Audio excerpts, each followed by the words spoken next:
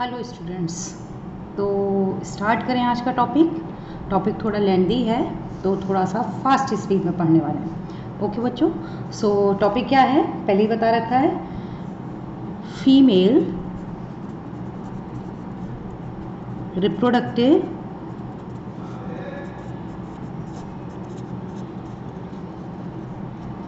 System. Okay, female reproductive system. If we see female reproductive system, then it consists of a pair of ovaries and duct system. So we can differentiate whole female reproductive system in two major parts. First is primary reproductive organs, okay, and second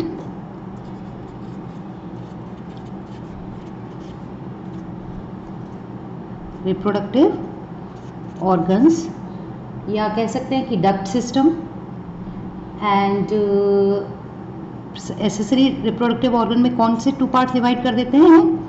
we are dividing it first duct system and second gland and glands, that is accessory genital glands. Okay, so if we talk about the primary reproductive system, then it includes one pair of ovaries. Okay, one pair of ovaries, and in accessory reproductive glands and ducts system we will include a pair of what? हाँ जी, mail से confuse नहीं करना है, pair of fallopian tubes, okay, that is also known as oviducts, a uterus, okay, uterus एक ही रहेगा, दो uterus नहीं होंगे। ओके, ट्विंस जिनमें हो रहे हैं उनमें भी दो यूट्रस नहीं होंगे, दोनों ट्विंस एक ही यूट्रस में डेवलप होने वाले। ओके, सर्विक्स,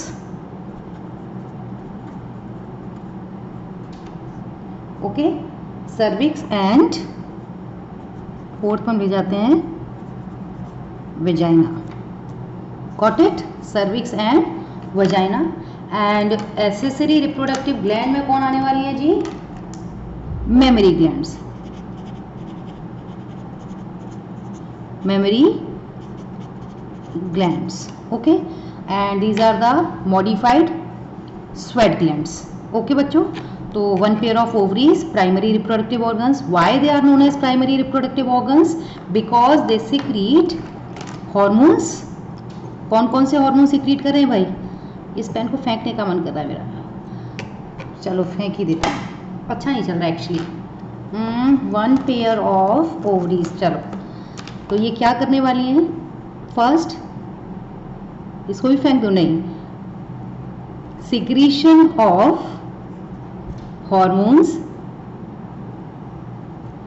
ओके, कौन सी ग्लैंड से सिक्रीट होते हैं? वैसे तो एंडोक्राइन ग्लैंड से, and ovaries and testis both are secreting hormones, so they are also termed, some cells are responsible for secreting hormones, so they are also the part of endocrine system. तो secretion of hormones, कौन कौन से hormones है भाई? दो hormones हैं, एक हो जाएगा हमारा ईस्ट्रोजन और दूसरा हो गया हमारा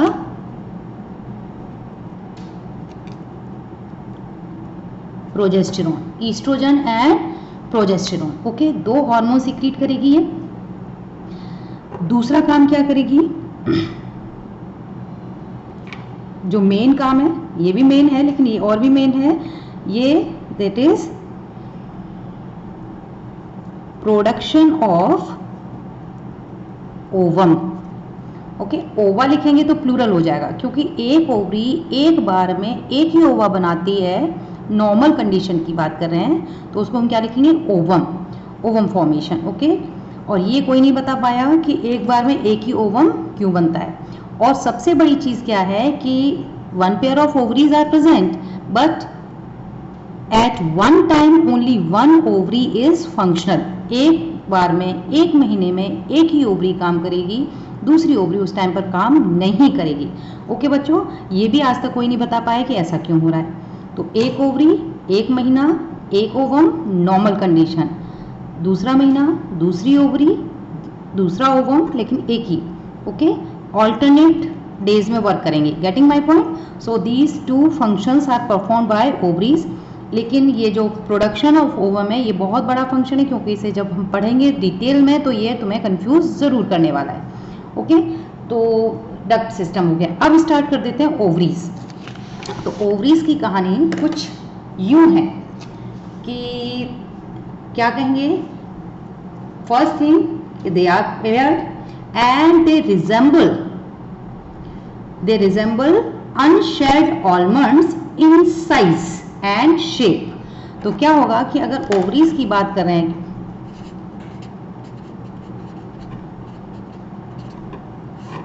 तो first thing about the ovaries कि अनशेल्ड almond,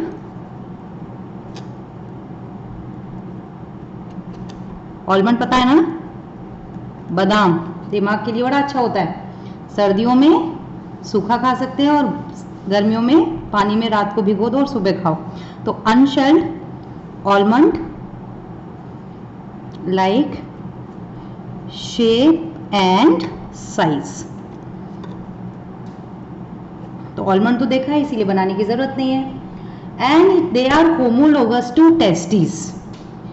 and homologous means, here homologous means both organs have the same embryonic origin. They have same embryonic origin. It means कि those cells which are forming ovaries at the time of embryonic development in females, same cells will produce testes or they form testes in male at the time of embryonic development. सीधी सी कहानी है. अगर female uterus में mail develop हो रहा है तो वही sales क्या बनाएंगे, टेस्टिस. और अगर सेम यूट्रस में फीमेल एम्ब्रियो डेवलप हो रहा है तो वही सेल्स क्या बनाने वाली हैं, ओवरी. यानी कि ओवरी और टेस्टिस बनाने वाली सेल्स सेम है. ओके बच्चों, पहली चीज तो ये हो गई. दूसरी चीज क्या है, यदि यार होमोलोगस, और क्या हो सकता है. हाँ जी, लोकेशन कहाँ होगी. The ovaries, one on either side of the uterus, descend to the brim of superior portion of pelvic cavity. Okay, superior portion यानी कि ऊपर वाले पोर्शन में, pelvic cavity के ऊपर वाले पोर्शन में रहेंगी. During the 3rd month of development, जब फीमेल फीटस का डेवलपमेंट हो रहा है और उस टाइम पर ओवरी की पोजीशन ये रहेगी और ये ही रहेगी. And many ligaments hold them in position. Ovaries को पोजीशन में होल्ड करने का काम किसका है भाई, हाँ जी, लिगामेंट्स का. और इजी लैंग्वेज बना लें तो ovaries are located near kidneys and remain attached to the lower abdominal cavity through a ligament through the membranous system known as mesovarium. Okay बच्चों, तो क्या लिख दें लोकेशन में, they are located near the kidneys. क्या काम होता है किडनीज का, हाँ जी, filtration of blood and formation of urine. 11th class की चीज है. Kidneys and remain attached to the what, to the lower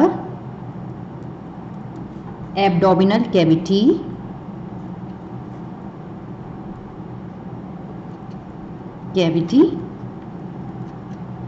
और किससे जुड़ी होगी, through the मीजोवेरियम. Okay, abdominal cavity through the मीजोवेरियम. समझ में आ गई बात. और ये जो मीजोवेरियम है, it is a double layered fold. Okay, and it is made up of peritoneum layer. Okay, इसके अलावा जो ओवरीज हैं, they are attach to the uterus they anchors to the uterus by ovarian ligament, यानी कि uterus की side से किससे जुड़ी होंगी, यहाँ लिख लेते हैं, थोड़ा सा एक्स्ट्रा पढ़ लेते हैं।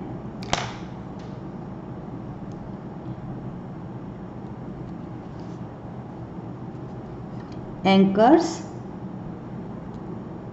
टू दी यूट्रस, किससे, anchors to the uterus through कौन सा लिगामेंट बताया था, ओवेरियन लिगामेंट, बताया नहीं था, अरे भाई तो अब सुन लो, ओवेरियन लिगामेंट्स या लिगामेंट, ओके। और सस्पेंसरी लिगामेंट जो होगा वो इसको किससे अटैच करेगा, पेल्विक वॉल से, ओके। तो यहीं लिख देते हैं, सस्पेंसरी ligament attaches किससे, attaches the ovary to the pelvic wall। Paper ले लिया जाए, ओ इसको हाँ यहाँ लिख लेते हैं, attaches to the ovary, किससे, हाँ जी किससे बताओ भाई, pelvic wall, ovary to the pelvic wall। ये हम लोकेशन चल रही है अभी, तो हमारी स्ट्रक्चर तो हमने स्टार्ट ही नहीं किया है, क्योंकि स्ट्रक्चर स्टार्ट होने का मतलब क्या है कि हम और डिटेल में जाने वाले हैं। तो डायग्राम अगर बना लें जो हमें नेक्स्ट वीडियो में भी हेल्प करेगा, ऑलमंड शेप बना लेते हैं, लीजिए भाई ये दो ऑलमंड शेप ओवरी हो गई, एंड पीछे आगे की तरफ इसको अटैच कर देते हैं इस तरीके से यूटेराइन वॉल से, यानी कि यहाँ हमारा यूट्रस आने वाला है। और इसके बाद में थोड़ा सा फास्ट स्पीड में बना लिया जाए तो यहाँ अटैच रहेंगी इनसे थोड़ा सा यहाँ finger like structures which are the part of what, yes fallopian tubes का पार्ट है, ये रही फिंगर लाइक, ओके। और यहाँ से ये गया फिर से, और फिर हो जाएगा जी, क्या गड़बड़ हो रही है, कोई दिक्कत नहीं है, ये पियर शेप यूट्रस, ओके। तो ये थोड़ा सा स्ट्रक्चर बन रहा है फीमेल रिप्रोडक्टिव का, ऐसे रफ बन रहा है समझ में आने के लिए, तो समझाने के लिए बनाया जा रहा है। तो ये आपकी रही ओवरी, ओके, ये यूट्रस रहेगा, और ये रहेंगी फलोपियन ट्यूब, और यहाँ रहेगी vagina cervix, then cervical canal, and last इधर आने वाला है आपके वजाइना। इस तरीके से स्ट्रक्चर रहेगा। तो structure of ovary we are going to discuss in next video, okay. Till then bye bye.